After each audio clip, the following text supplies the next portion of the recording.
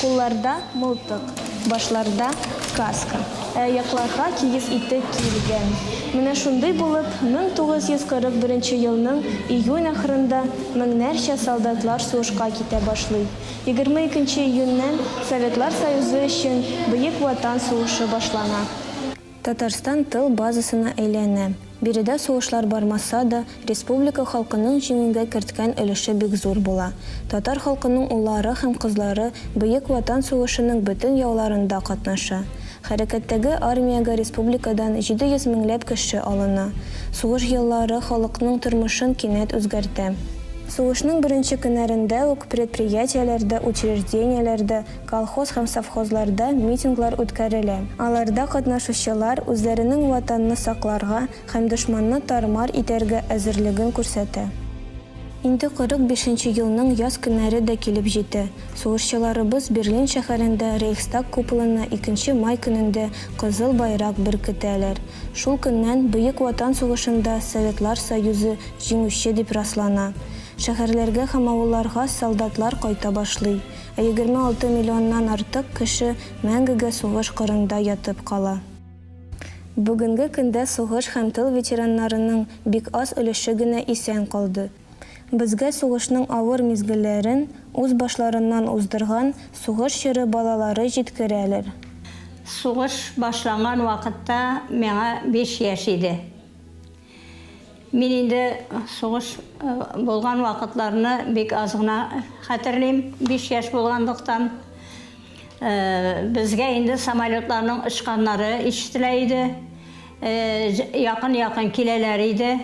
Шул вакытта тәрәзәләргә паласлар җәеп, каплап паласлар белән, покрываллар белән каплап, шулай итеп утны күрсәтмичә, шулай итеп торырга кушалар.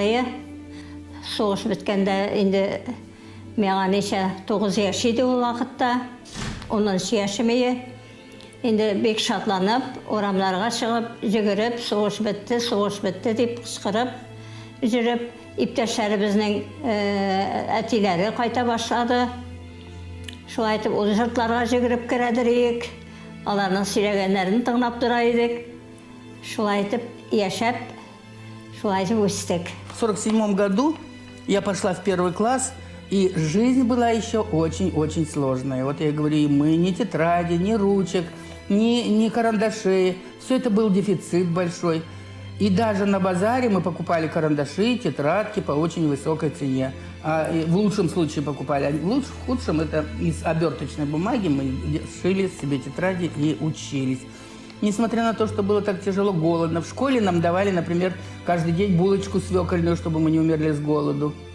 Эта школа обеспечивала нас вот такой едой. Люди были лишены всего, и вот за 3 рубля за хлебом мы стояли в очереди даже всю ночь. Например, мы стояли в очереди за хлебом. За 3 рубля буханку хлеба мы брали. Сибирь, далеко, до нас война не дошла, но люди в каждой семье, люди узнали про это страшное горе, про эти лишения, про эти потери.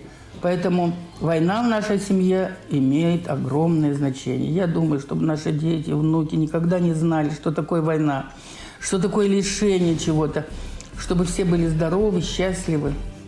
Что еще могу сказать? Бу балалар инде күптән улыгайган, чәчләренә шал кергән, күбесе безнең арада юк. Исәннәрнең кадерен беләбез. Кадерле ветераннарыбызны хөрмәтлибез, алар өчен концертлар, акцияләр үткәрәбез һәм төрле бүләкләр ясыйбыз. 9 май бөтен кеше өчен иң сөенечле көннәрнең берсе була.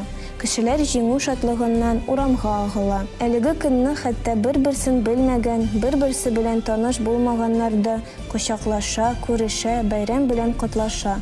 9 май кичендә искиткеч салют ясала. Дилара Давлетшин, Рамил Зигидуллин, 34 Казан School Media өчен бәйрәмгә карата 7-нче чыгарылыш.